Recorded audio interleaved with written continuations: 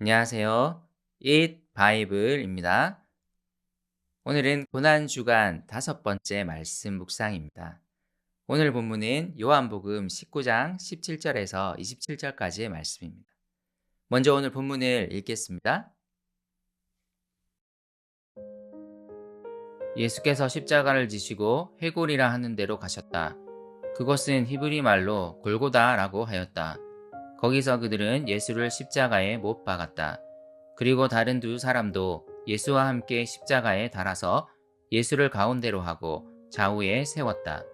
빌라도는 또한 명패도 써서 십자가에 붙였다. 그 명패에는 유대인의 왕 나사렛 사람 예수라고 썼다. 예수께서 십자가에 달리신 곳은 도성에서 가까우므로 많은 유대 사람이 이 명패를 읽었다. 그것은 히브리 말과 로마 말과 그리스 말로 적혀 있었다. 유대 사람들의 대제사장들이 빌라도에게 말하기를 유대인의 왕이라고 쓰지 말고 자칭 유대인의 왕이라고 쓰십시오 하였으나 빌라도는 나는 쓸 것을 썼다 하고 대답하였다. 병정들이 예수를 십자가에 못 박은 뒤에 그의 옷을 가져다가 네 몫으로 나누어서 한 사람이 한 몫씩 차지하였다. 그리고 속옷은 이음새 없이 위에서 아래까지 통째로 짠 것이므로 그들은 서로 말하기를 이것은 찢지 말고 누가 차지할지 제비를 뽑자 하였다. 이는 그들이 나의 겉옷을 서로 나누어 가지고 나의 속옷을 놓고서는 제비를 뽑았다 하는 성경 말씀이 이루어지게 하려는 것이었다. 그러므로 병정들이 이런 일을 하였다. 그런데 예수의 십자가 곁에는 예수의 어머니와 이모와 글로바의 아내 마리아와 막달라 사람 마리아가 서 있었다. 예수께서는 자기 어머니와 그 곁에 서 있는 사랑하는 제자를 보시고 어머니에게 어머니, 이 사람이 어머니의 아들입니다 하고 말씀하시고 그 다음에 제자에게는 자, 이분이 내 어머니시다 하고 말씀하셨다.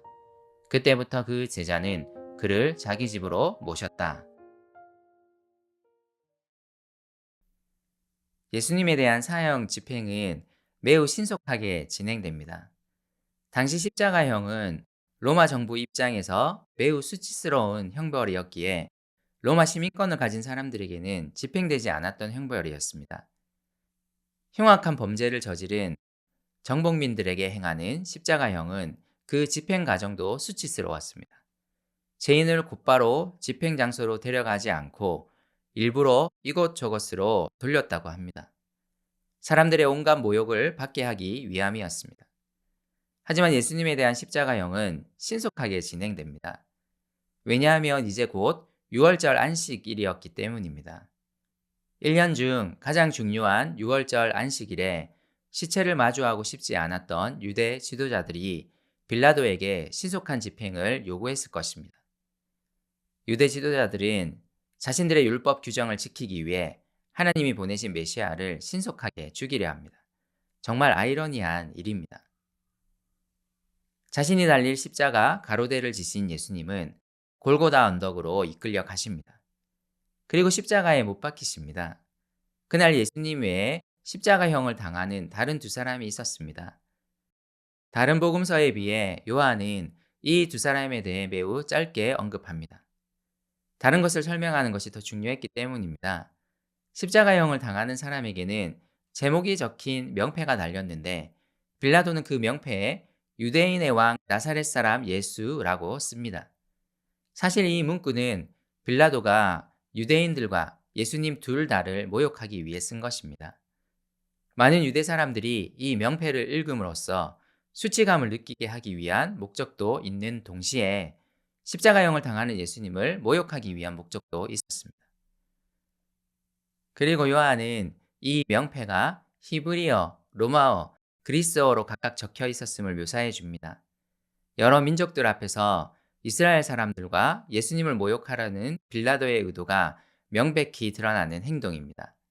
하지만 아이러니하게도 이것은 지금 십자가에 달리시는 6월절 어린 양으로서의 예수님의 희생이 유대인과 로마인 그리고 헬라인 모두를 위한 것임을 알리는 것이기도 합니다.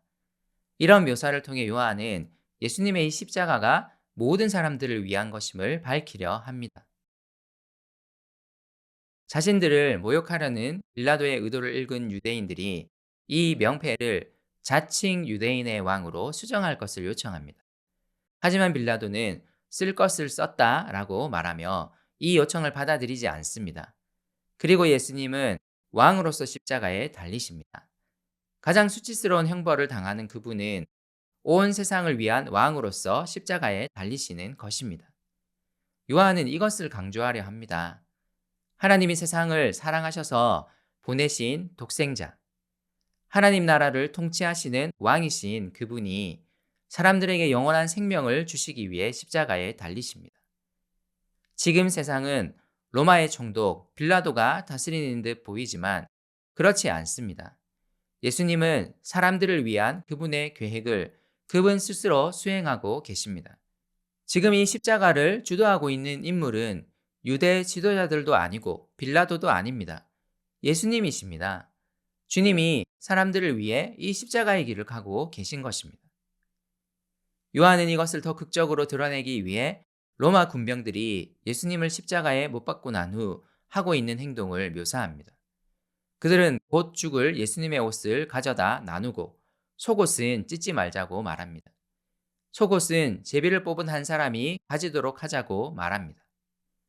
그리고 요한은 이 로마 군병들의 행동이 메시아에 대한 예언을 이루고자 함이었음을 말합니다. 지금 하나님이 행동하고 계십니다. 하나님이 세상을 사랑하셔서 사람들을 구원하시기 위해 그의 아들을 십자가에 내어주고 계십니다. 예수님의 십자가는 하나님이 사람들을 구원하시기 위해 계획하고 행동하셨음을 보여주는 가장 큰 증거입니다. 하나님은 우리를 그냥 내버려 두지 않으셨습니다. 하나님은 우리를 구원하시기 위해 그분의 아들을 보내셨고 지금도 우리를 위해 일하고 계십니다. 십자가야말로 우리를 향한 하나님의 사랑을 가장 크게 보여주는 하나님의 사랑의 확성기이자 선포입니다. 그리고 예수님의 마지막 장면을 한번 보십시오. 예수님은 어머니 마리아를 사랑하는 제자 요한에게 부탁하고 계십니다. 부당한 십자가형에 그 어떤 저항도 하지 않으시고 하나님의 아들로서의 그 어떤 권능도 보이지 않으시고 자신의 어머니를 부탁하고 있는 예수님의 모습이 어떻게 느껴집니까? 그를 보내신 하나님 아버지의 목적을 묵묵히 행하고 계신 예수님의 모습을 묵상해 보았으면 좋겠습니다.